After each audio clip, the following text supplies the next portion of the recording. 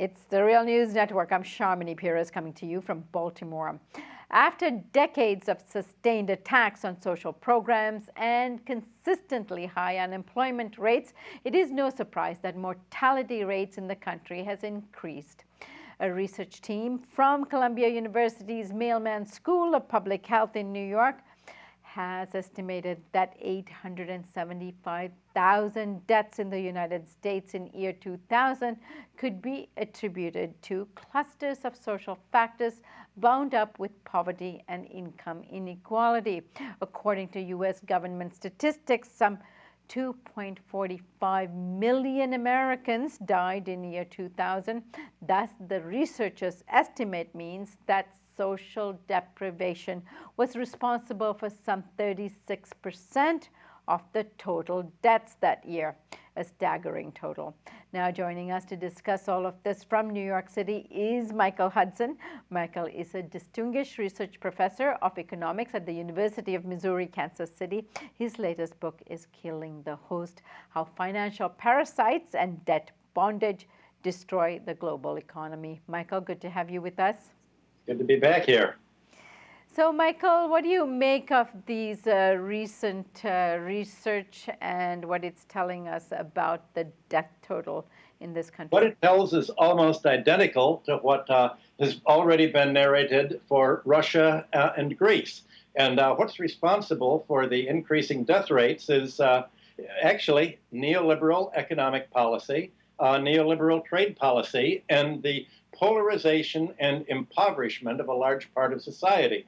After the Soviet Union broke up in 1991, death rates soared, lifespans shortened, health standards decreased, all throughout the Yeltsin administration until finally President Putin came in and stabilized matters. Putin said that the destruction caused by neoliberal economic policies had killed more Russians than all of whom died in World War II, the 22 million people. That's the devastation that polarization caused there. Same thing in Greece.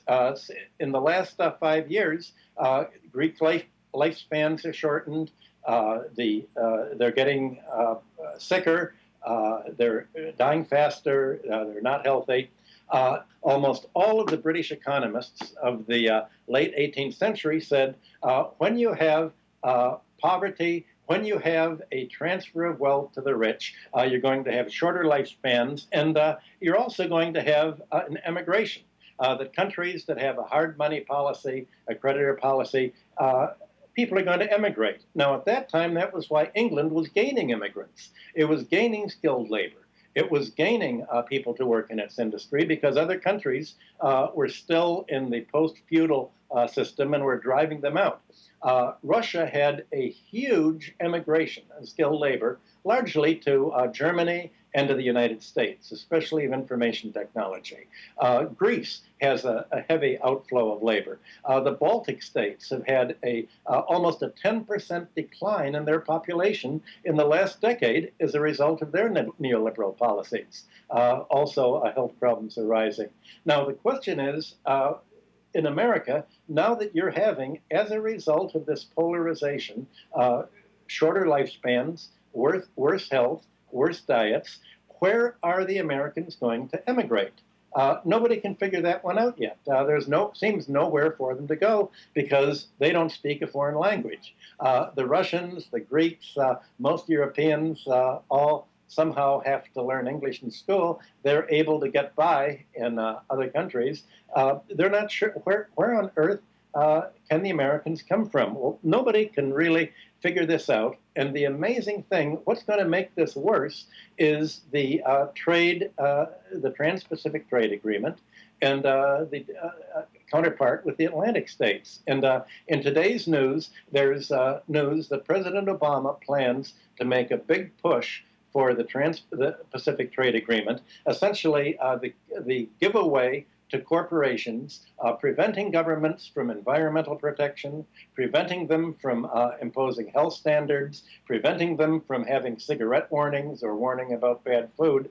Obama says he wants to push this in after the election, and the plan is the Republicans also are sort of working with them and saying, okay, we're going to wait and see. Maybe Donald Trump will come in and he'll really do things, or maybe we can get Hillary, who will move, way further to the right than any Republican could, and bring the Congress. But let's say that we don't know what's happening after the elections, and the Republicans don't want to risk. They're going to do a number of things. They're going to approve Obama's Republican nominee to the Supreme Court that he's already done, figuring, well, maybe Hillary will put in someone worse, or even Trump may put in something worse.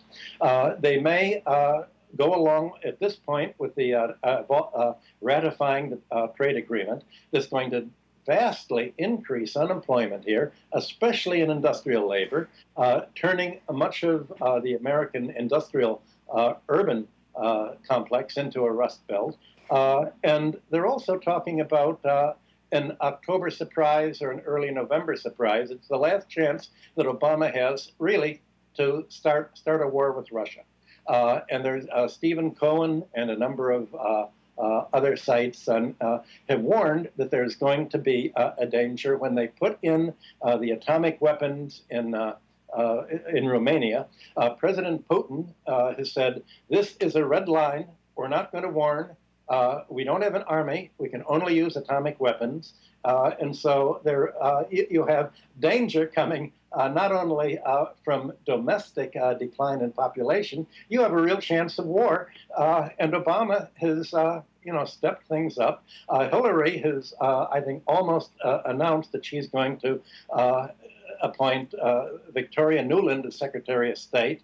And Nuland is the person who was pushing the Ukrainian fascists in the Maidan assassinations and shootouts. So it looks, this trend looks very bad. If you want to see where America is going demographically, best to look at Greece, Latvia, Russia, and also in England. Dr. Miller has done studies of health and longevity, and he's found the lower the income status of any group in England, the shorter the lifespan. Now, this is very important for the current debate about Social Security. You're having people talk about extending the Social Security age because people are living longer. But who's living longer in America? The rich are living longer, the wealthy are living longer, but if you make under $30,000 a year, or even under $50,000 a year, you're not living longer. So the idea is, how do we avoid having to pay Social Security for the lower income people, the middle class and the working class that die quicker, and only pay Social Security for the wealthier classes that live longer? Nobody's somehow plugged this discussion of lifespans and longevity into the Social Security debate that Obama and Hillary are trying to raise the retirement age to ostensibly save Social Security. By save Social Security, she means to avoid taxing the higher brackets and paying for Social Security on out of the general budget, which of course would entail taxing the higher income people as well as the lower income people. All right, Michael, thank you for your report today, and we look forward to seeing you next week. Thank you. And thank you for joining us on the Real News Network.